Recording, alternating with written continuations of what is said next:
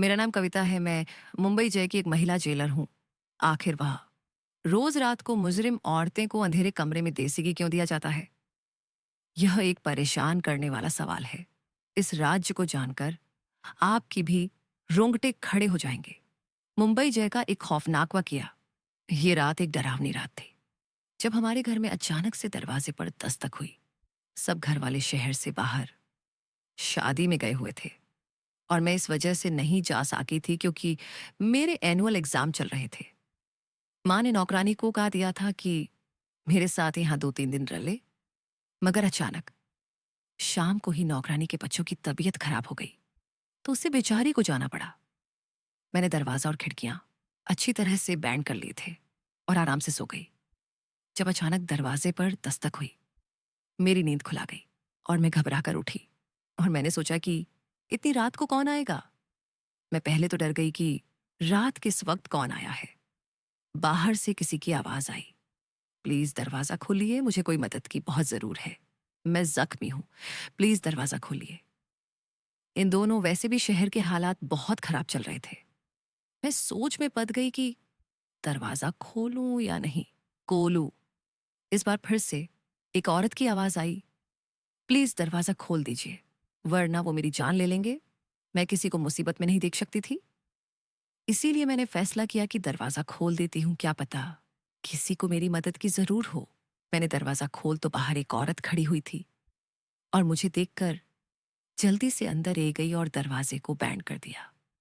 मैंने ध्यान से उसको देखा तो वह लगभग 30 साल की खूबसूरत जवान सी लड़की थी। उससे वक्त उजड़े हुए हालातों में बेचारी बहुत ही परेशान कर रही थी। उसकी हालात बहुत गंभीर थी। उसकी गंभीरता उसकी खूबसूरती को छुपा रही थी। माथे पर खून लगा हुआ था। वह बहुत बुरी तरह से जख्मी हो गई थी। अभी मैं उसको देख ही रही थी कि अचानक से पुलिस के सायरन बजाने लगे। मैंने चौंक कर उसको देखा। मुझे कुछ गलत होने का एहसास हुआ, जैसे मैंने कुछ गलत कर दिया हो। वह खाने लगी, मुझे कहानी छुपा दो, पुलिस मेरे पीछे है, प्लीज मेरी मदद करो। मैं सोच में पड़ गई। मुझे बहुत ही पछतावा हुआ कि मुझे इसको अपने घर में जगह नहीं देनी चाहिए थी और ना ही इसकी मदद करनी चाहिए थी। अगर पुलिस ने छाप मार लिया तो मैं भी इसके साथ जय जाऊंगी। सारण की आवाज धीरे धीरे करीब आई जा रही थी। मेरे दिमाग में बिल्कुल भी कम करना बैंड कर दिया था।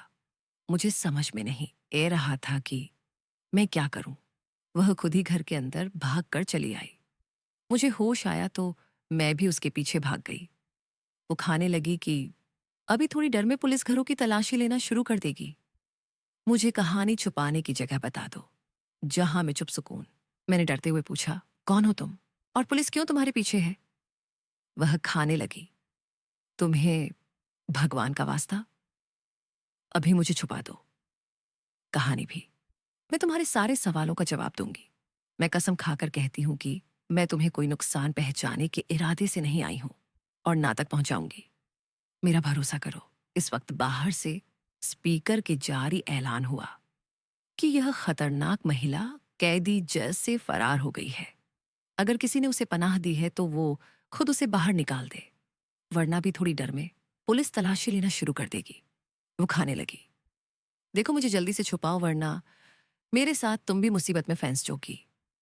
उसके बाद सुनकर मैं जल्दी से छत पर उसको पानी वाली टंकी के पास ले गई। मैंने कहा, जहां भी छुपाओगी पुलिस तुम्हें ढूंढ ही लगी, इसलिए जान बचाने का एक हाल यही है कि तुम इस पानी वाली टंकी के अंदर कूद। जो पानी ठंडा हो रहा था, लेकिन मेरी राय पर उसे औरत ने मुझे यूं देखा जैसे मेरा दिमाग खराब हो गया हो। इतने ठंडा पानी में मैं उसे कूदने की राय दे रही थी। मुझे लगा जैसे वह मुझे रहेगी कि इतने ठंडा पानी में कूदने से तो बेहतर है मैं खुद को पुलिस के हवाले कर तन, मगर अगले ही पाल वह ढक्कन उठाकर टंकी में कूद पड़ी। मैं वहां से टंकी का ढक्कन बैंड करके नीचे चली गई। 2 मिनट बाद ही मेरे दरवाजे मस्तक हुई। मैंने दरवाजा खोल तो मेरे सामने 2 महिला पुलिस और बहुत सारे आदमी और कुछ पुलिस वाले भी खड़े थे, जो दरवाजा खोलने ही अंदर घुसते चले आए। वो मेरे घर की तलाशी लेने लगे और महिला पुलिस अधिकारी मुझे सवाल पूछने लगी, तुमने किसी को देखा तो नहीं या किसी को अपने घर में जगह दी हो? मैंने कहा, मैं तो अभी सोकर उठी हूं और मुझे इस बड़े में कुछ भी नहीं पता। आप किसकी तलाश कर रहे हैं? पुलिस वाले नीचे से तलाशी लेकर ऊपर छत पर ले गए तो मेरी जान को बनाई। मेरी सांस अटकने लगी कि कहानी इनको पता ना चल जाए कि वह औरत कहाँ है। मगर इतना मुझे यकीन था कि इनका ध्यान पानी वाली टंकी की तरफ नहीं जाएगा। मेरा अंदाज बिल्कुल सही था और सही ही साबित हुआ। नीचे चले आए, पहले वाला खाने लगा। मैडम जी वह इस घर में नहीं है। मेरा ख्याल है कि वह इस इलाके से निकाल गई है। बातें करते वक्त वह सब घर से बाहर निकाल गए तो मैंने सुकून और चैन की सांस ली। उनकी आपस की बटन से पता चला कि वह मुंबई डिटेल से इस औरत को ढूंढते हुए यहां तक पहुंच गए। पुलिस वालों की जान के कुछ मिनट में मैं जल्दी से ऊपर गई और टंकी का ढक्कन हटाकर उसे बाहर निकाला। ठंडा पानी की वजह से वह ठठार कैंप रही थी। अगर मैं 10 मिनट और वहां नहीं जाती तो शायद उसको मारा हुआ पाती। मैं उसे नीचे ले आई और उसको हीटर के पास बैठा दिया। मैंने उसको अपने कपड़े दिए तो उसको थोड़ा होश आया। मेरे कपड़े बादल कर वो रजाई लेकर हीटर के पास बैठ गई। मैंने सोचा अब अगर इसकी मदद कर रही हूं तो बेचारी के लिए कुछ खाने पीने को भी ले आई हूं। मैंने उसके लिए चाय बनाई और खाना ग्राम करके उसके पास ले आई। अनजान क्यों उसके चेहरे को देखकर मुझे नहीं गरा था कि वह एक मुजरिम है। थोड़ी डर तक उसकी हालात में सुधार ए चुका था।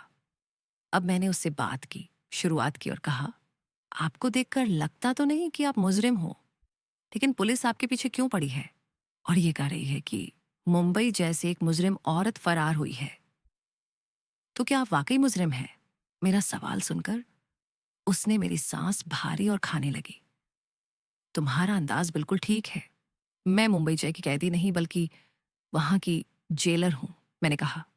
क्या यह सुनकर कि वो मुंबई जय की जेलर है, मेरे तो होश ही उड़ गए।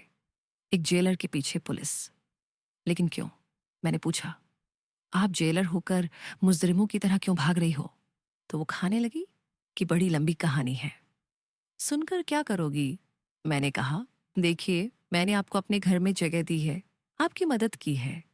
अब आपको भी अपनी कहानी मुझे सुनी होगी, क्योंकि मैं यह सब आपसे इसलिए भी पूछ रही हूं क्योंकि मैंने भी मुंबई की एक जय में जेलर के लिए अप्लाई किया हुआ है। तो मुझे आपकी कहानी सुनकर मालूम हो जाएगा कि वहां की क्या हालात है।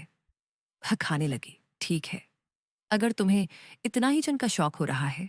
मेरा नाम गौरी है और मैं एक बहुत अच्छे और इज्जतदार खानदान से ताल्लुक रखती हूँ। हम तो बहाने और दो भाई हैं। मेरे पिताजी मुंबई के थाने में हवलदार थे। मेरे पिताजी ने बचपन से ही हमें सच्चाई और ईमानदारी का सबक पढ़ाया था और यही समझाया था कि अपने कम से हमेशा वफादार रहना चाहिए, चाहे कम कितना ही मामूली क्यों ना हो, और रुतबा चाहे छोटा मिले या बड़ा, कभी भी अपने इनाम का सौदा मत करना। मेरे पिताजी एक सच्चे और ईमानदार हवलदार थे। अपनी सारी जिंदगी नौकरी के दौरान उन्होंने कभी भी 1 रुपए की भी रिश्वत लेना गवारा नहीं समझा। पिताजी के साथ के दोस्तों ने अपने घर पक्के कर लिए और अच्छी जिंदगी गुजरते लगे थे, मगर हमारा गुजर गरीबी के कारण मुश्किलों से ही हो रहा था। मैं पिताजी की बहुत लाडली बेटी थी, इसीलिए अक्सर घर के हालात से टांग आकर मैं भी उनसे कहती थी कि पिताजी आप अपने साथ के लोगों को ही देख लीजिए, उन्होंने किस कादिर तरक्की कर ली है, उनसे ही कुछ सीख लीजिए। उन लोगों के घरों में सब तरह के ऐश्वर्या राम है। उन लोगों के घर रोजाना अच्छे अच्छे पकवान बनते हैं और हमारे यहाँ वही रखी सुखी। और हम लोग तो दिवाली पर भी अच्छे पकवान नहीं बना पाते। हमें तो कुछ अच्छा देखने को भी नहीं मिलता। खाना तो दूर की बात है। उनके बच्चे कितने अच्छे स्कूल और कॉलेज में पढ़ने हैं और हम लोग तो सरकारी स्कूलों में जाते हैं।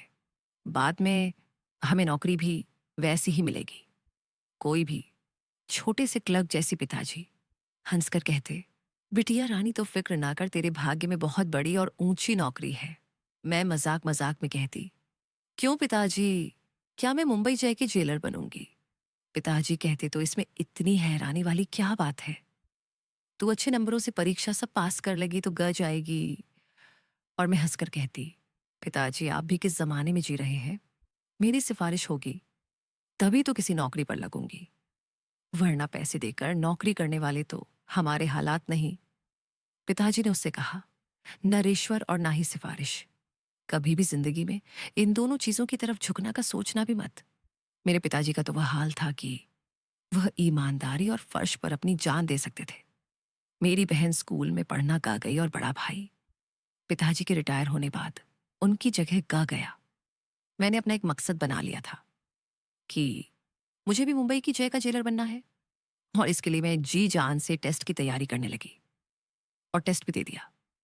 मुझे उम्मीद थी कि मेरी नीयत अच्छी है तो मेरी विनती भी सनी जाएगी, और ऐसा ही हुआ। मैं मुंबई की जेलर सिलेक्ट हो गई। वो दिन मेरी जिंदगी का सबसे हसीन दिन था। मेरे सारे ख्वाब पूरे हो गए थे। मैं बहुत खुश थी, जैसे मुझे जिंदगी की सबसे हसीन खुशी मिल गई हो। मेरा सपना सच हो गया था। पिताजी ने इस मौके पर सिर्फ यही कहा कि जय में अलग अलग तरीके की परेशानियां तुम्हारे सामने आएंगे, बस ख्याल रखना ईमानदारी से, अपनी ड्यूटी को अंजाम देना।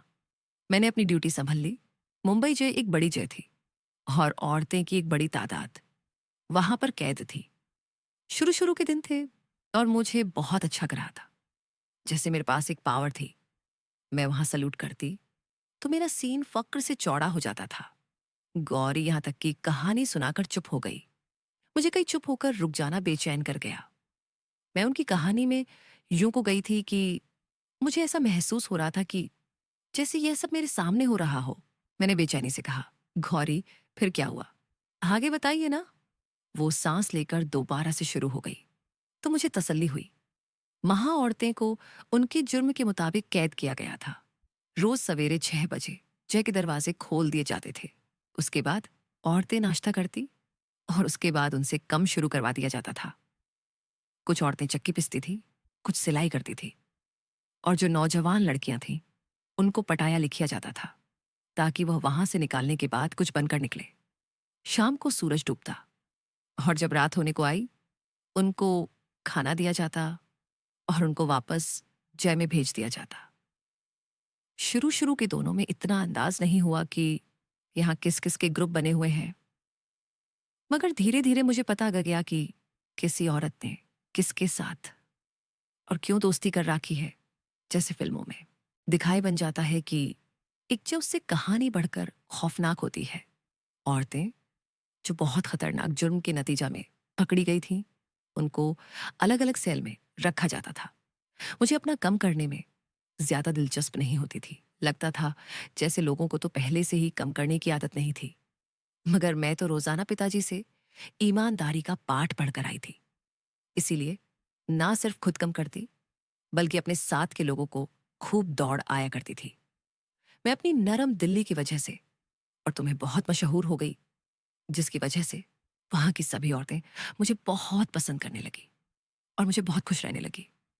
औरतें बताती थी कि मुझे पहले जो जेलर थी वो कम धाम तो कुछ नहीं करती थी, बस रौक जड़ती रहती थी और बगैर किसी वजह के जिसको मर्जी मारती पीटी थी। कि मैंने सभी पुलिस कर्मचारी को कहा दिया था कि किसी भी औरत पर कोई हाथ नहीं उठेगी। अगर किसी ने भी ऐसा किया तो मुझे बड़ा कोई नहीं होगा। एक दिन मैं राउंड पर गई तो एक औरत ने रोटी हुए मुझे बताया कि लेडी कांस्टेबल ने आज किसी वजह के बगैर थप्पड़ मारा है। मुझे सुनकर बहुत गुस्सा आया कि अपनी ताकत का नाजायज फायदा उठाना उसे किसने सिखा दिया। मैंने उसे हफ्ते के लिए सुरेंद्र करवा दिया। मेरी वजह से जय का माहौल अच्छा होने लगा था। मैंने औरतें को अलग अलग तरीके से रोजगार सीखने शुरू कर दिए थे। ये मेरी ड्यूटी से वहां के लोग बहुत खुश थे और मुझे पहले ही साल में अच्छे कम की वजह से मेडल से सम्मानित किया गया। वह मेरे कम को खूब सराहा गया, खूब सारी तारीफें हुई। इसी दौरान मेरे लिए एक अल अफसर मनीष का रिश्ता आया, जिसे मेरे घर वालों ने मेरे लिए चुनाव और मेरी शादी हो गई। मेरे पति बिल्कुल वैसे ही ख्यालात के थे जैसे मेरे पिताजी थे। इसीलिए मैं अपनी जिंदगी में बहुत खुश थी। ड्यूटी और घर बहुत अच्छे से चल रहा था, सब कुछ ठीक जा रहा था। मगर कहते हैं ना, आजमाइश इंसान पर इस वक्त आई है जब वह ज्यादा ही सुख की जिंदगी में को जाए। मेरी किस्मत को भी मेरा सुकून अच्छा नहीं लगा। उन्हें दोनों जय के बाहर से थोड़े से घी से भरे हुए डिब्बे अंदर जान लगे। शुरू शुरू में तो मैंने इतना ध्यान नहीं दिया। तेरे रिश्तेदार अक्सर इस किम की चीज भेजते रहते हैं, मगर जब लगातार इसी तरह रोजाना देसी घी के डिब्बे जय में आने जान लगे तो मैं चौंक गई। मुझे ये बात हजम नहीं हुई कि ये क्या हो रहा है। मेरा दिल और दिमाग का रहा था कि कुछ तो गड़बड़ जरूर है। मैंने सोचा कि मुझे मालूम करना होगा कि रोज रोज देसी घी के डिब्बे किसके पास जाते हैं, कौन मंगवाता है। एक अच्छा जेलर भी होता है जिसने कैदियों में से ही अपने जासूस बनाए हो, ताकि उसको पल पल की खबरें मिलती रहे। मैंने भी इस औरत को अपने लिए जासूसी करने को कहा था, जिसके लिए मैंने लेडी कांस्टेबल को 1 हफ्ते के लिए सुरेंद्र किया था। मेरे संडास से वह मेरी वफादार हो गई थी और मेरे खाने पर मुझे खबरें देती रहती थी कि जय के अंदर क्या हो रहा है। इसलिए एक दिन मैंने सारे देसी घी के डिब्बे खुलवाए और अच्छे से देबो की तलाशी डिब्बे में देसी घी था। मैंने उसे औरत को बुलवाया जो मुझे सारी खबरें देती थी। मैंने उससे कहा, मुझे अंदर मालूम करके बताओ, ये देसी घी के डिब्बे आखिर आते किसके लिए है और कौन इन्हें इस्तेमाल करता है, और क्यों मुझे दो।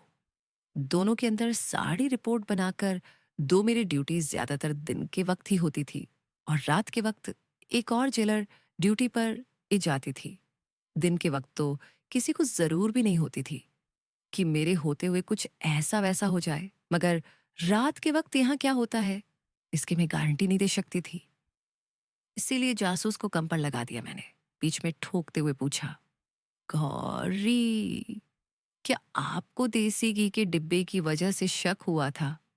मेरे सवाल पर जेलर गौरी ने कहा मेरे सवाल पर जेलर गौरी ने हाँ में सर हिलाते हुए कहा, हाँ, रोजाना ही कई डिब्बे देसी घी के जय के अंदर जाते थे और मेरे नजदीकी नॉर्मल बात नहीं थी।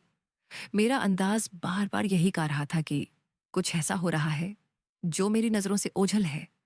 मेरी जासूस ने मुझे सनसनी के शब्दों में आकर जो खबर सुने, वह सुनकर मैं डांग रह गई। उसने कहा कि देसी घी रोज रात को अंधेरे कमरे में कुछ खास औरतें को दिया जाता है। रात के ड्यूटी वाली जेलर और सर स्टाफ इस बात को जानता है और आपके कार्यालय के भी 2 कर लोग शामिल हैं। मैं उलझन में पड़ गई कि अंधेरे कमरे में देसी घी क्यों औरतें को दिया जाता है, इसका क्या मतलब हुआ।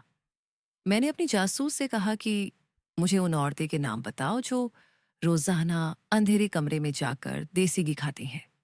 जासूस ने जिनके नाम बताए और औरतें को देखकर मैं चौंक गई। वो औरतें पहले तो इतनी सेहतमंद नहीं थी, दुबली पतली सी थी, मगर अब देखा तो वह काफी सेहतमंद कर रही थी। जासूस ने मेरे कान में चुपके से कहा, मैडम जी, ये सर कमल इसी देसी घी का है। ये इतनी सीधी बात नहीं थी कि मैं नजरअंदाज कर देती। मुझे एहसास हुआ कि इस मामले की यह तक मुझे जाना चाहिए। मैंने कुछ दोनों के लिए अपनी ड्यूटी रात की शिफ्ट में करवाने का फैसला कर लिया। मैंने देखा कि मेरी रात की शिवा की खबर बहुत सारे लोगों के दिलों पर बिजली बनकर टूटी थी। मैंने दिन के समय घर में अपनी नींद पूरी कर ली, ताकि वहां रात को जग सुकून। रात के 9 बजाते ही मैंने देखा लेडी कांस्टेबल चोरी चोरी कहानी जा रही है। मैंने सोचा कि इसके पीछे जाकर देखते हूं, और मैं धीरे धीरे उसका पीछा करने लगी कि वो कहाँ जाती है। मैंने जो देखा उसने मुझे चौकन्ना कर दिया, क्योंकि एक अंधेरे कमरे में वो कैदी मुजरिम औरतें को देसी घी दे रही थी। पहले चौंक देने वाली बात तो यह थी कि रात के इस वक्त देसी ही खाने की क्या जरूर थी, और जबरदस्त बात यह कि जय के आखिरी वाले अंधेरे कमरे में जान की क्या तुम बंटी है। मैंने 2-3 दिन यही रूटीन देखा, लेकिन इसके अलावा कोई और जबरदस्त बात मेरी गिरता में ना साखी मैं कुछ भी पूछकर इनको मोहताज होने का मौका नहीं दे सकती थी। इसीलिए मैं चुपचाप सब कुछ देख रही थी कि कभी तो मौका आएगा कि कोई और सबूत मिलेगा, और सबूत आखिर एक दिन मिल ही गया। उसी दिन रात के 11 बजे थे। मैंने अपना सर मेज पर टिकाया और जानबूझकर आंखें बैंड कर ली हैं, ताकि कोई देखे तो यही समझे कि मैं सो रही हूं। थोड़ी ही डर गुजरी थी कि मेरे ऑफिस में कोई आया। आहट से मैंने पहचान लिया कि लेडी कांस्टेबल है। वो मुझे सता देखकर बाहर चली गई। वो किसी से खाने लगी। लगता है जो नींद की दवा मैडम को दी है उसने असर कर दिखाए। मैडम सो रही हैं, बस कुछ ही घंटे बाकी है, इसीलिए इन औरतें को जाकर कहो जल्दी जल्दी अपना काम करे। कुछ ही डर में वह दोनों वहां से चली गई। मैंने हैरत से सोचा कि आखिरकार यह सब क्या हो रहा है। जय में जिसकी मुझे खबर नहीं थी और मेरी नाक के नीचे सब कुछ हो रहा है। इनके बटन से अंदाज हुआ कि जो भी हो रहा है ऐसे अंधेरे कमरे में हो रहा है।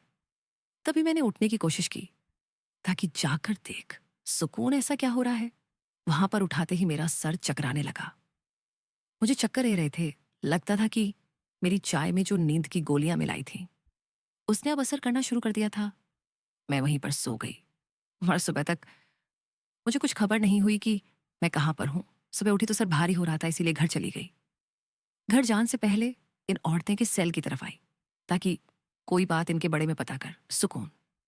मगर वहां पर सब ठीक लगा तो मैं वापस घर ही गई। घर आकर मैं सोचती रही कि इस कांस्टेबल के साथ दूसरा शख्स कौन था जिससे वो बात कर रही थी। इसके बाद में रात को दोबारा ड्यूटी पर गई। मैंने फैसला कर लिया था कि मुझे क्या करना है। मुझे कल की तरह चाय पेश की जाएगी, मगर आज मैंने वो पी नहीं, पास के ही वॉश बेसिन में भा दी और खाली कप रखकर आंखें बैंड कर ली। थोड़ी देर बाद वह कप लेने आई तो मुझे सता हुआ देखकर तसल्ली अंदाज में बाहर चली गई। थोड़ी देर बाद मैं भी बाहर निकाल आई।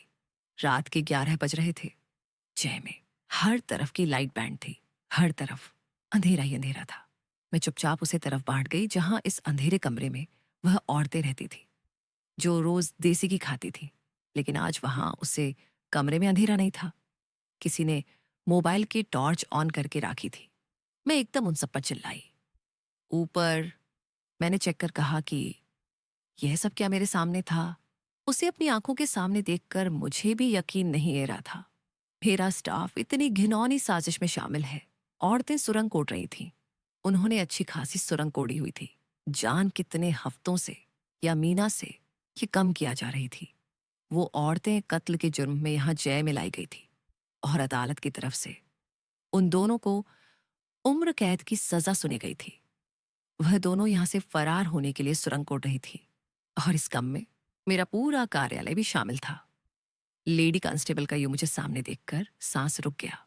उसके हाथ से मोबाइल नीचे गिर गया जिसके टॉर्च ऑन करके वो उनके सर पर खड़ी थी। वह सुरंग खोदती थी, इसलिए देसी की खाती थी। क्योंकि सुरंग खोदना आसन कम नहीं होता, इसके लिए बहुत ताकत चाहिए होती है। वह देसी घी खाकर रोजाना की 3-4 घंटे सुरंग खोदने पर लगा देती थी। वहां खड़े कुछ समझ गई थी। मैंने लेडी कांस्टेबल को पूछा, और कौन है तुम्हारे साथ मिला हुआ? कल मैंने तुम्हें किसी से बात करते हुए सुना था, वो कौन था? वो बहुत घबराई हुई थी। मेरे बार बार पूछने पर भी उसने कुछ नहीं बताया तो मैंने कहा कि ठीक है, मैं हाई कमीशन से बात करती हूँ। जब तुम्हें नौकरी से निकाला जाएगा तो तुम्हें पता चलेगा। मेरी बात सुनकर वह बहुत ज्यादा डर गई थी। हम खाने लगी। प्लीज किसी को फोन मत कीजिए। अभी मैंने फोन उठाया ही था कि मेरे सर पर किसी ने बहुत जोर से वार किया और मैं बेहोश होकर वहीं पर गिर गई। होश में आई तो मैंने देखा मैं खुद भी जय के ही एक कमरे में कैद थी।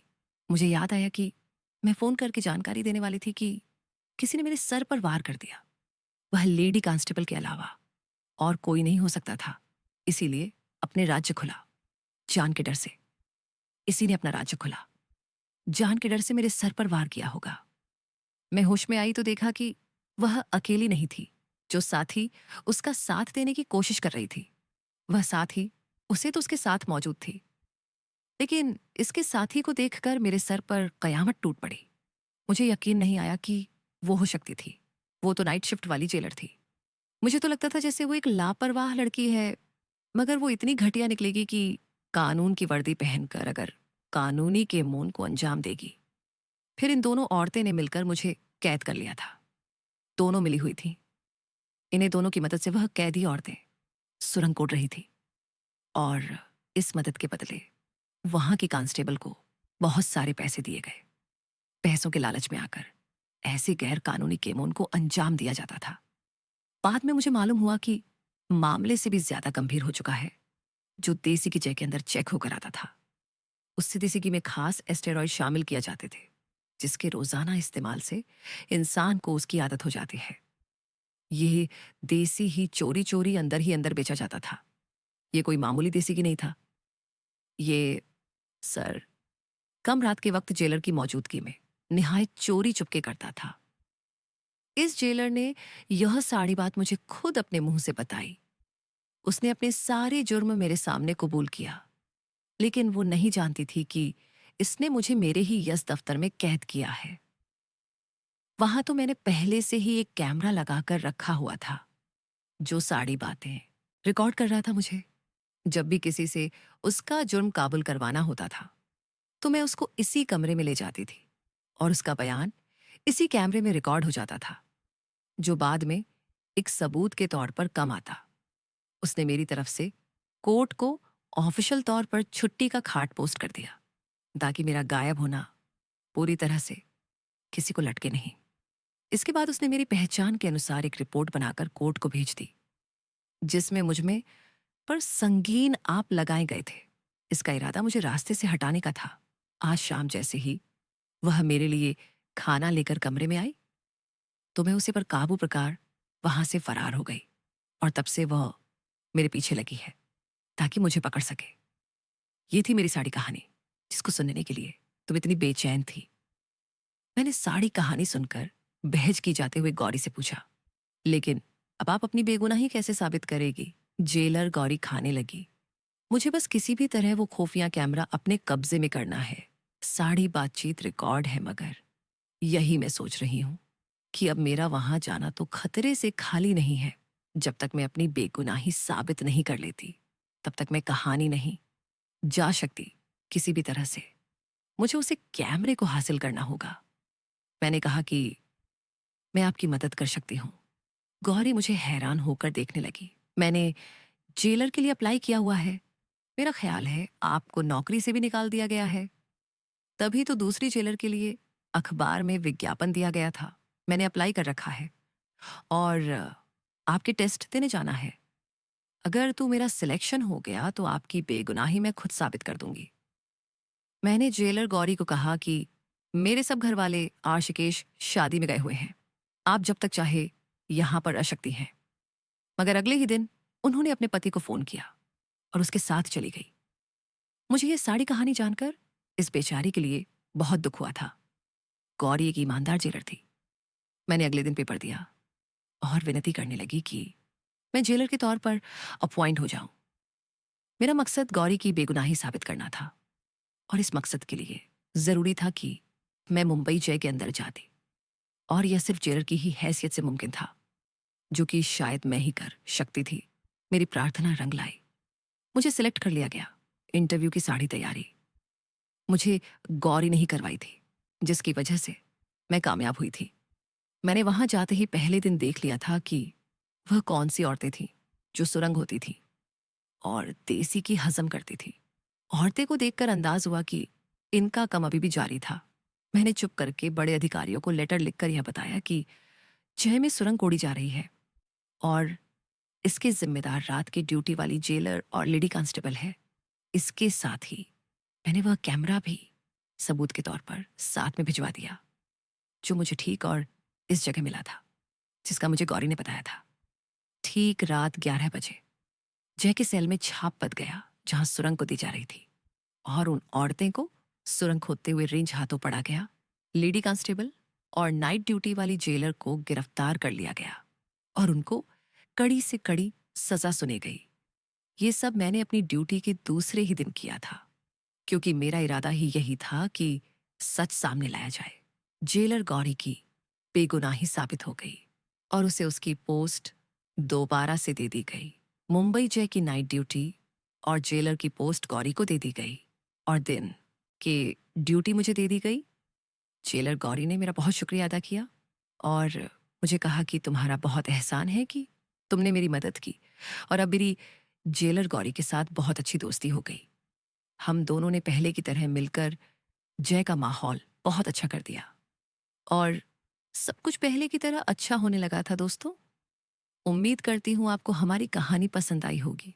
कहानी पसंद आई है तो वीडियो को लाइक करें, चैनल पर नहीं है तो चैनल को सब्सक्राइब करें, और हाँ, नोटिफिकेशन बेल को जरूर दबे ताकि अगले अपडेट सबसे पहले आपको मिले।